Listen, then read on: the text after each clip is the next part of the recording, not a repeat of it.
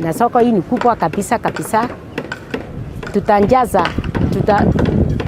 Tutanjaza hii soko tukiwa watu wengi. Watu wengi watakuwa wanakuwa na vibanda vya kufanyia kazi. Hata wale wako ushago tutawaalika wakunje wachukue mahali yao ya kufanyia kazi.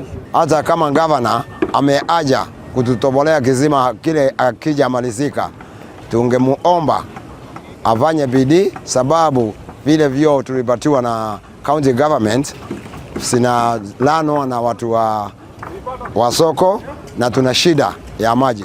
Kwa hivyo gavana wetu, tafadhali na kuomba na nakusi tuje tumalizie hiyo kizima, ndio tufaidike na maji ya kuweka usafi kwa soko yetu. We are supposed to hand the project to the locality on January 3rd, 2027.